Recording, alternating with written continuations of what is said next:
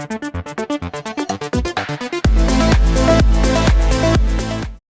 जाउँ यसो गर्नु पर्यो, यो फाइललाई अलि धेरै राख्नु देखाउनु भन्दा पनि एउटालाई चाहिँ म बेसिक भनेर चाहिँ यो जति पनि कुराहरू छ नि गिट इग्नोर बाहेकको यो त हामी जस्ट पढ्नको लागि बनाएको फाइल न होइन।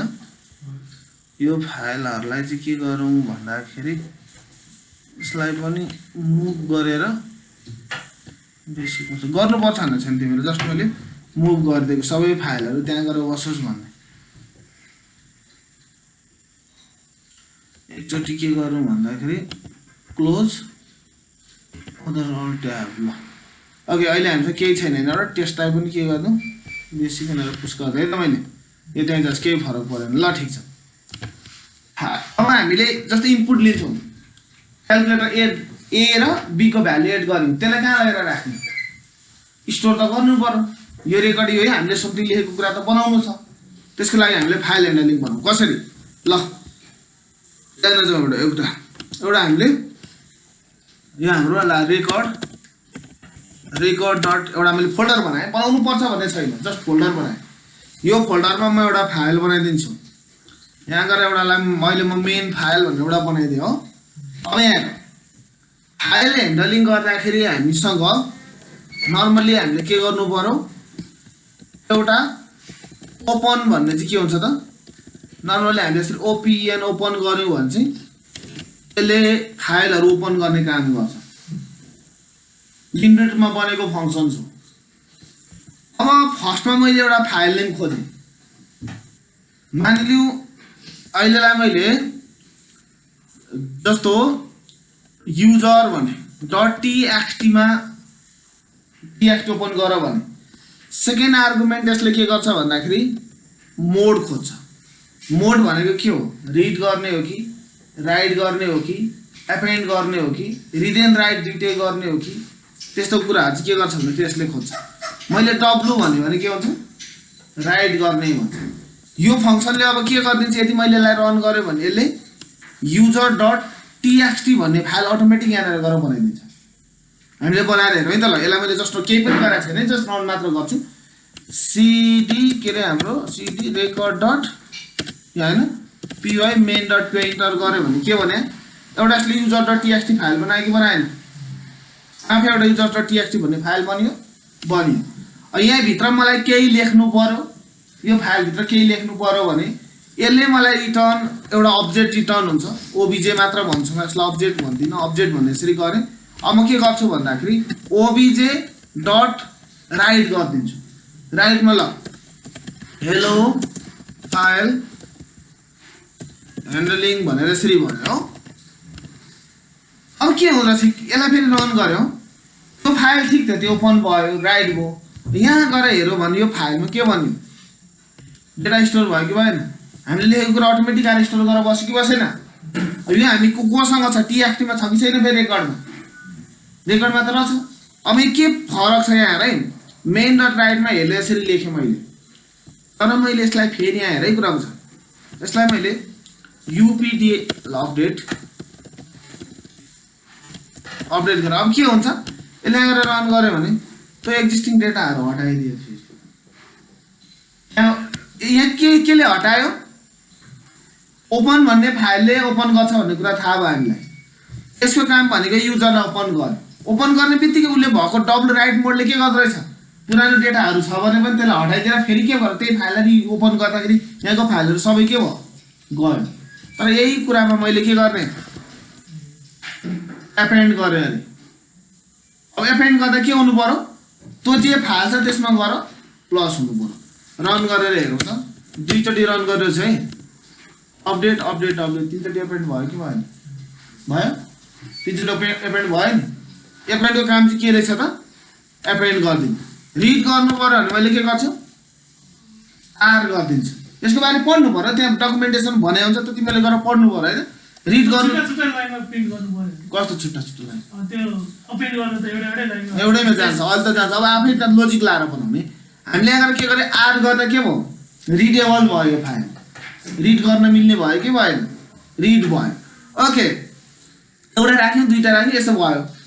फेरि एउटा कुरा बुझ, यो एपेन्ड भन्ने मोड राख्यौँ भने यो यसमा चाहिँ एउटा सजिलो कुरा छ क्या, यो डिलिट भएर गए पनि केही फरक पर्दैन। यो एपेन्ड त्यो अहिलेको राइट नै गरिराख्नु पर्छ भन्ने छैन। यसले के गरिदिन्छ, यो ओपन छ, ओपन भन्ने कुराले चाहिँ छैन भने आफै भनिदिन्छ क्या, त्यो फाइल छ भने ओपन गरिदिन्छ। अहिले मसँग छैन नि होइन, नहुँदाखेरि मैले यहाँ गएर रन गरेर हेऱ्यो भने केही फरक पर्दैन, उसले आफै एउटा फाइल बनाएको बनाएन, अनि यहाँ गएर क्लिक गरेर राखेको राखेन, रेकर्ड राखिदियो नि, जे रेकर्ड छ त्यसलाई राखिदिँदो रहेछ। अब यहाँ केही लाइनहरू लेखौँ कोड, अनि त्यसलाई रन पनि गरेर हेरौँ है, कुरा बुझौँ। यसलाई एकचोटि हटाइदिउँ, अहिले म एकैछिन हटाउँछु। अब यहाँ गएर मैले यस्तो गरिदिन सक्छु, युजरबाटै इनपुट मागेर केही लेख्न पाउँछु कि पाउँदिनँ? पायो। युजरबाट नै हामीले समथिङ केही ल्याउन त पायो होला नि, पायो कि पाएन? पायो। कसरी गरौँ त? ल, फाइल इक्वल टु ओपन, कुन हाम्रो फाइल user.txt के गरौँ अहिले एपेन्ड गरौँ, ठिक छ। ल हामीले चाहिँ युजरको नामहरू राखौँ न त होइन, नेम इक्वल टु के गरौँ, इनपुट मागौँ होइन, इन्टर नेम गरौँ हो। अब के गर्न सकिन्छ, फाइल डट राइटमा के गरिदिउँ, नेमलाई राखौँ हो, लगत्तै त्यो नाम त त्यही एपेन्ड भएर आउँछ। यसलाई मुनि के गरौँ, file dot file dot right के गरिदिउँ, /n गरिदिउँ। यसको काम के हो, न्यू लाइनमा लगिदिन्छ त्यो फाइललाई। हामीले जुन फाइल बनाउँछौँ त्यो केमा जाने हो, न्यू लाइनमा जाने हो। ल रन गरेर हेरौँ न त, एकचोटि रन गरौँ, राम राखौँ, फेरि अर्कोचोटि रन गरौँ, सीता राखौँ, अर्कोमा जाउँ, गीता गरिदिउँ होइन। अब रन गरेर युजर डट रेकर्डमा हेरौँ भने आयो कि आएन, राम सीता गीता भन्ने रेकर्डहरू आयो नि। यहाँ हामीले जे रेकर्डहरू राखिरहेको छ त्यो रेकर्ड बन्यो कि बनेन? बन्यो। हामीसँग भएको रेकर्ड यसरी बनेर आउँदो रहेछ। अब मलाई यो फाइल रिड गर्नु पर्यो, मलाई हेर्न नि त मन लाग्दैन नि त, लोजिक के छ भनेर हेर्नु पर्यो। त्यतिखेर मैले के गर्छु, यहाँ जाउँ, फाइल्स इक्वल टु ओपन, कुन अरे user.txt। हामीले फङ्सन बनाएर काम गर्ने, एउटाको काम रिड गर्ने, एउटाको राइट गर्ने, त फङ्सनल बनाएर गर्ने। यसको काम के हो, रिड गर्ने होइन। अब मैले के गर्नु पर्यो त हेर त, प्रिन्ट fs डट रिड गर्ने हो। रिड भनेको भयभरको सबै लाइनलाई रिड गर्यो कि गरेन? गर्यो। सबै फाइलहरू आयो कि आएन? गरेर यही हेर्दा हामीसँग भएको छ नाम यही थियो। अथवा मैले के गर्न सक्छु, print fs dot read line गरिदिएँ। अब यसले त्यति गर्यो भने त्यो लाइन एउटा फर्स्ट लाइनलाई रिड गर्छ, कति रिड गर्ने लिमिट पनि राखिदिन सक्छु। अहिले मैले रिड मात्रै गरेँ भने के भयो, राम मात्रै आयो कि आएन? राम मात्रै आयो नि, रामलाई मात्रै रिड गरौँ। अब मैले फेरि यहाँनिर गएर के गरेँ, print fs dot read lines गरेँ। हेर है, रिड लाइनले के गरौँ, एउटा लाइनमा रिड गरौँ। अब रिड लाइन्सले चाहिँ डेटा रिड गर्छ, तर केमा, लिस्टमा रिड गरिदिन्छ। लिस्टमा डेटा रिड भएर आयो कि आएन? त्यहाँ हामीसँग जतिवटा डेटा छ त्यसलाई रिड गरेर लिएर आयो। /n को काम भनेको त न्यू लाइन हो, त्यो त फाइलमा जसो उसले त त्यहाँ देखाइहाल्छ। भने चाहिँ हामीले यसरी रिड गर्न पाउँदो रहेछ कि रहन्छ, यसरी युज गर्न नि पायो होइन। हामीले डिफाइन गरेर यसरी रिड गर्न, यसरी राख्न पनि पायो कि पाएनौँ? यसरी हामीले फाइल बनायौँ, अनि यो फाइललाई यसरी रिड पनि गर्न सक्दो रहेछ। अब हामीले कहिले डिलिट गर्न मन लाग्यो, फाइलै डिलिट गरिदिउँ, यो फाइलै डिलिट गर्न नि मन लाग्छ कि लाग्दैन? लाग्छ। त्यतिखेर चाहिँ डाइरेक्ट डिलिट भन्ने चाहिँ हुँदैन। अब त्यतिखेर चाहिँ के गर्ने, इम्पोर्ट OS गर्ने, अपरेटिङ सिस्टमलाई लिने होइन, अनि के गर्ने, OS डट एउटा रिमुभ भन्ने फङ्सन हुन्छ होला, छ रिमुभ। यो कसलाई हटाउने, यहाँ गएर मैले क्लिक गरेर गरेँ भने भाग्यो कि भागेन? भाग्यो नि। हामीसँग काम गरेँ कि गर्ने, त्यो फाइल यहाँबाट हट्यो कि हटेन? हट्यो।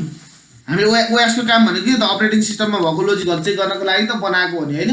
यसरी युज गरेर बनाउँदाखेरि यसरी बन्यो, हामीले बनाउन पायो कि पाएन? यसरी युज गर्न पायो। ओके, भनेपछि सुरुमा के गर, ओपन गर, त्यसपछि समथिङ केही लेख, अनि एउटा स्ट्यान्डर्ड रुल चाहिँ फेरि एउटा कुरा यस्तो बुझ, जब हामीले फाइल ओपन गर्छौँ लगत्तै त्यसलाई के पनि गर्नु, हेर्ने कुरा बुझ, फाइल डट के गर्ने, क्लोज चाहिँ गर्नु, फाइललाई क्लोज गर्नु। ओपन भएपछि त क्लोज त हुनु पर्यो कि परेन? नगर्दा नि हुन्छ, तर क्लोज गर्नु। यहाँभन्दा अर्को मुनि अर्को स्टेटमेन्ट लेख्न पाइयो नि त। त्यसो भए त्यो फाइल क्लोज भयो भने बी इक्वल टु अर्को फाइल पनि काम गर्न पायो कि पाएन? नत्र त त्यही फाइल भएर रन भइरहेको होला। यसलाई के गर फाइललाई क्लोज पनि गर्ने गर जम्मा के गर्नु पर्यो ओपन समथिङ केही लेख यहाँ गएर डिफाइन गरेर राइट गर्न पायो कि पाएन आयो यसरी युज गरेर गर्नु पर्यो ल तिम्रो काम के गर युजरसँग गर्नु त केही भनेको थिएन